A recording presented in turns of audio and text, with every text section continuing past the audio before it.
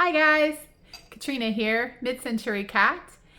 If you love vintage barware or you just want to set up a cool bar cart, this is the place to be. Let's go get some glass. Since the show Mad Men, vintage barware has become even more chic than it was before. While some of us have always loved it, there are more collectors now who want to bring that sort of posh mid-century vibe into their home. So I'm going to show you a few glasses. I'm going to talk about some of them today, and I'm going to tell you just a few things to look for if you're interested in reselling. Now, the glasses I'm showing you today, these are my personal glasses. These are Anchor Hocking, and the way you can tell that is if you look at the bottom of this glass, you can kind of see the little anchor with an H through it. Now, it does not have a box around it, so that means that it's made anywhere from 1938 to the 1980s. But these are not terribly desirable. They're like a real pale blue. I don't know if you can tell that in the video. And they have gold striping. I got this set. Honestly, I found it cheap at an auction. I thought they were pretty and decided to add them to my own collection for just to be beautiful. So anyway, I'm going to tell you a little bit about some of the styles of glasses that are out there. There are many. I only have a few. I can't even tell you about all of them. In fact, the first one I'm going to tell you about is a Pilsner glass. And I don't even have one of those. I'm going to put some screenshots on here so you can see a few examples of some. These are all screenshots from eBay sold listings. So Pilsner glasses are tall and slender, and they're kind of tapered, and they're usually used for beer, and often they're used for like the lighter beers or ales that have a lot of carbonation, and the shape of them, supposedly, I don't know, the shape of them helps. They're white, a little whiter at the top, and so it helps develop the aroma and the flavor profile of it. I don't know. I don't drink beer, but there you go. So that's called a Pilsner glass. I don't have one of those. Collins glasses are similar to this, but they're taller and skinnier. So this is actually an iced tea glass. That's what this style is called. This typically is just for tea. But a Collins glass would be a little bit taller, a little bit skinnier, and it goes straight up. It doesn't have any flare. This doesn't have much flare, but it does have a slight flare out. And the Collins glasses, they're named for Tom Collins drink, which is like a sparkling lemonade with gin, basically. So it's basically, these are the taller Collins glasses are used for any kind of cocktail that has quite a bit of ice, because they're tall and they'll keep that ice solid longer because of the shape of them. Champagne flutes or champagne bowls are another, that's something that's pretty recognizable. Most people know what they are. This is actually a trumpet flute, or it is also a great milkshake glass. So sometimes these are called milkshake glasses. Sometimes it can be called a trumpet flute. Mine is not as fluted as some. Some really flare out as they get up larger. They really grow at the top. Typical champagne glass is the slender, on a stem, very slender little glass. But there are also ones called capote, I believe, or something like that. That it looks like, they also call them champagne bowls, and it looks like a bowl on a stem. It's very, very rounded. You can get stemless champagne glasses. So there are a lot of specifically champagne glasses to look out for. I've got a few more here. Like this is a martini glass, very classic martini shape. You can see, you can just see James Bond asking for something in this glass. And then this is like a smaller martini glass. And so this is real tiny. I'll show you the size comparison here. So it's quite a bit smaller than this one. So this is often used for just any kind of like strong spirits. Sometimes they call this one a vodka glass, I think, as well. So this is just a little glass. And then of course everybody recognizes the little shot glass. That's just kind of easy, classic. This one is called the Old Fashioned. So it's short, not very tall, a little bit wider. This is the Old Fashioned style. And then this one kind of has seen better days. It's not in great shape. It's a souvenir I got in Salamanca many years ago. This is a cordial glass. So they use this for like a real sweet, maybe like a sherry or something like that. So that's what this glass is for. So I will throw screenshots up here as I'm going through just to give you some ideas. Personally, I am not an expert in this, okay? I will tell you straight up, I am absolutely not an expert. I know how to recognize just a few things. There are a lot of manufacturers of glassware. There's a lot of glassware out there. You can learn something new every day. There's just a lot out there. So don't get discouraged if you don't recognize things, if you don't know what something is. Don't get discouraged at all because there's just a lot of information. So some of the manufacturers mark their items, some of them don't. Like this entire set, I have all of these larger glasses. None of these are marked. Only this little tiny shot glass is marked. So I had this set quite a while before I even knew what it was. I looked on all of the larger glasses for markings, never looked on the little one because why would they put the mark on the smallest one? Doesn't make sense to me. But anyway, a lot of glass is not labeled, not marked in any way, doesn't have signatures. Some do, and I'm going to show you some today that do. So it can be really frustrating, but don't give up. Just keep learning. Just keep going. You got this. You could do it. You can become the glassware expert that I am not. All right. I'm just here to give you some basic information and some things to look for. So some of the things I'm going to show you right now are just sold listings on eBay. So I went on eBay today. I just filtered it down to sold listings, and then I sorted it so that the highest cost ones were at the top so I could look at those. So those are what I'm showing you today. So these are not the things you're going to find every day because these are pretty pricey ones, but they're things to be able to look out for. So one thing to look for in any glassware is design. Animal designs seem to be really popular. Fish, for some reason, I don't get it. I'm not a fisherman. But vintage fish designs on just about anything seem to sell really well.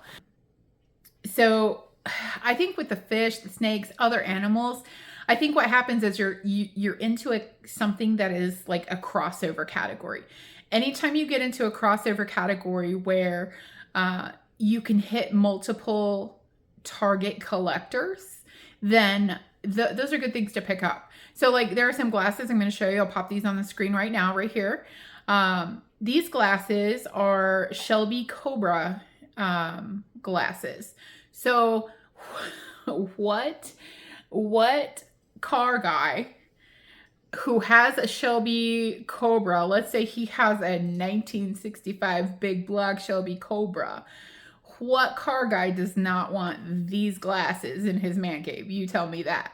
I know some car guys who would like these glasses a lot. So, but that's just an example of like that crossover. So you cross over from not just glassware collectors, not just barware collectors, but then you have car collectors or people that collect dog things or cat things or fish things, fishermen that want to make a fish themed man cave. Like, so those sorts of things. So always keeping your eye open for things that are cross categorical is really good, a good thing to do.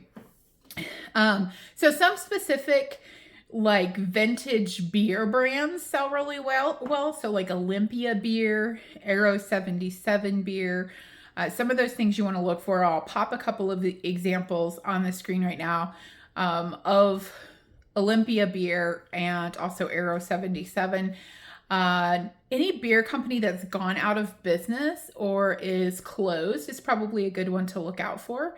So those are just a couple of examples.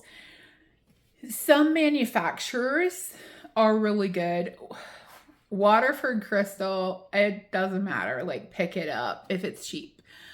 It is, I have rarely seen Waterford Crystal pieces that don't sell well. And I'm going to put a couple of examples here of some high dollar ones that, and it doesn't really matter with Waterford if it is real vintage, if it's newer stock, or if it's new old stock, or if it's brand new in the box.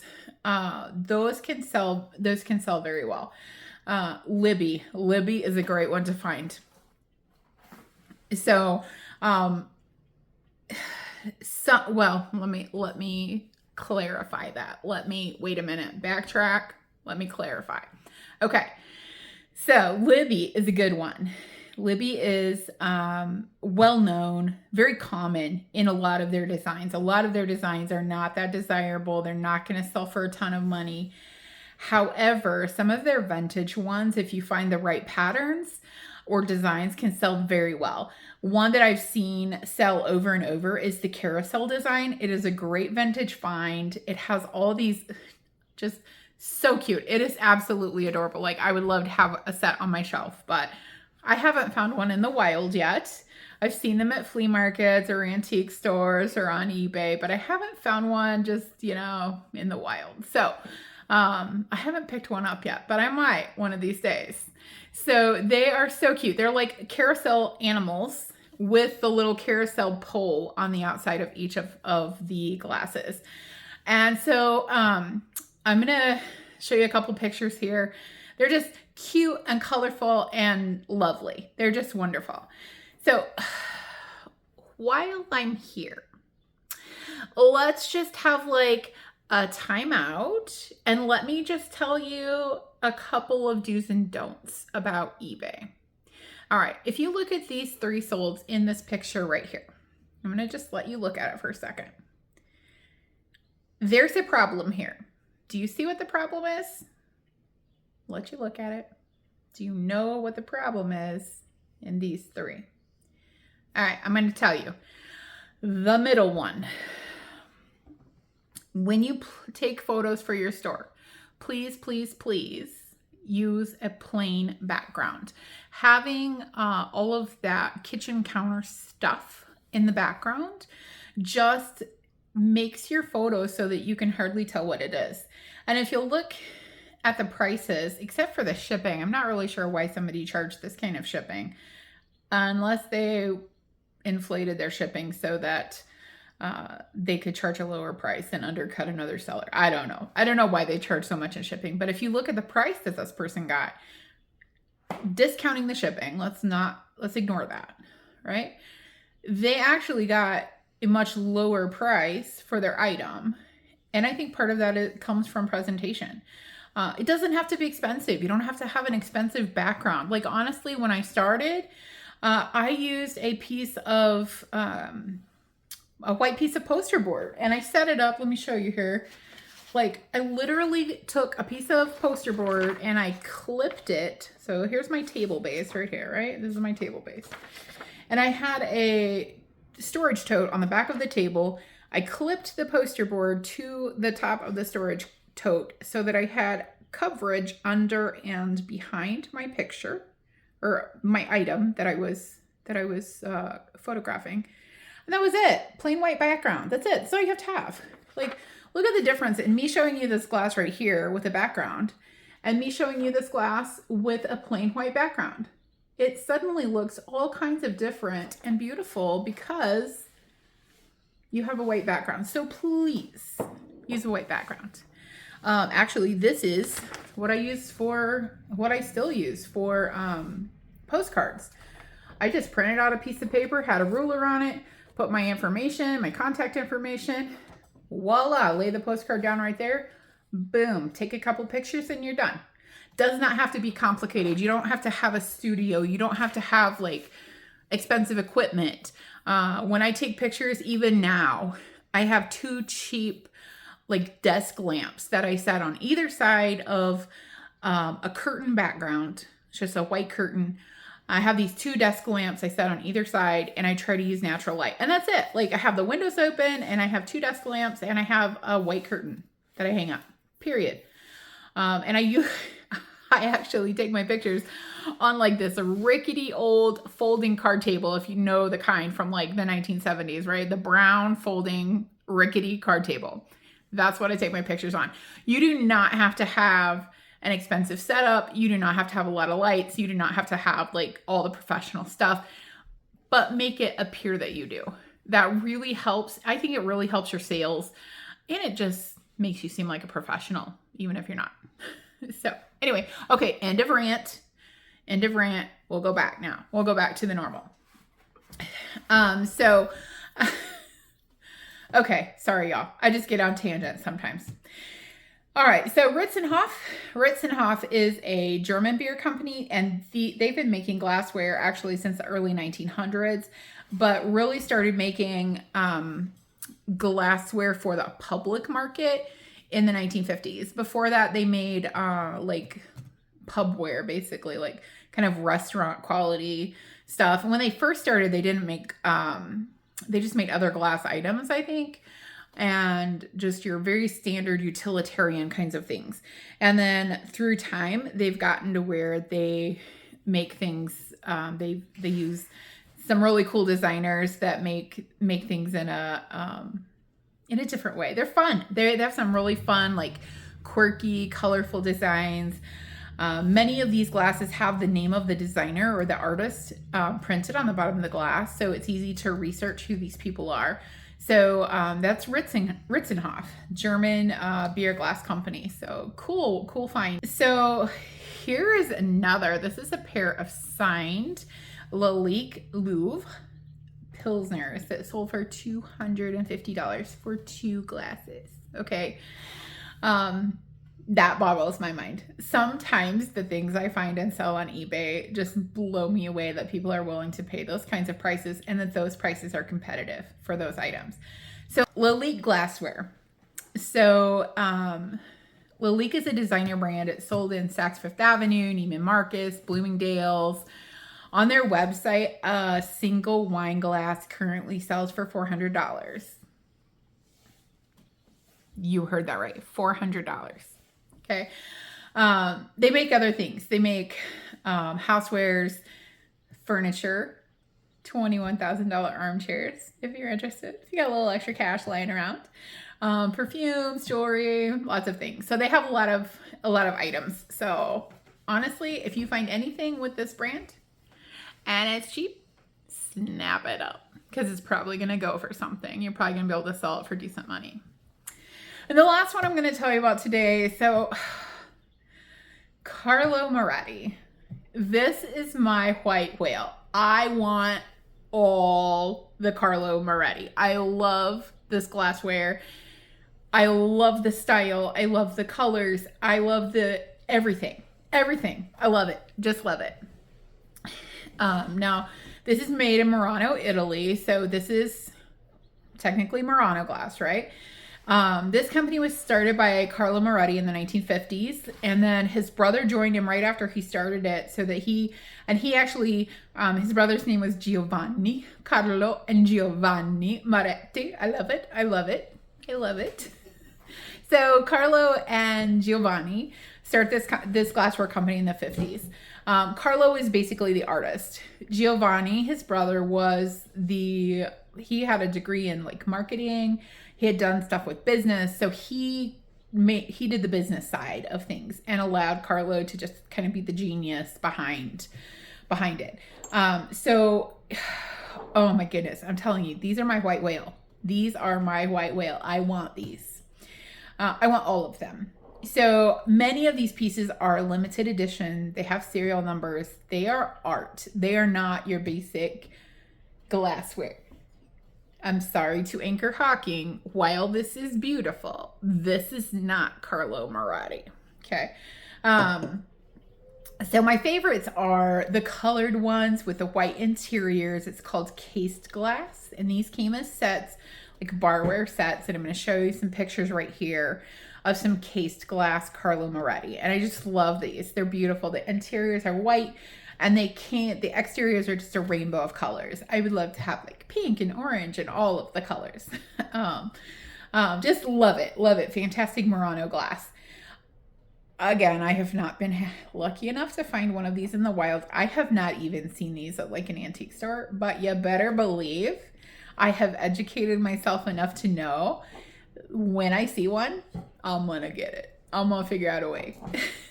So anyway, those are just a few. There are so many out there, and these are some that are like really high end. I'm gonna try to do some more videos.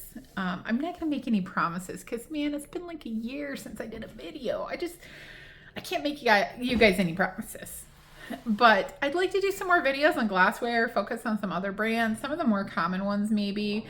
I feel like, you know, everybody knows Fire King and everybody knows Libby and Culver and all, you know, everybody knows those, right?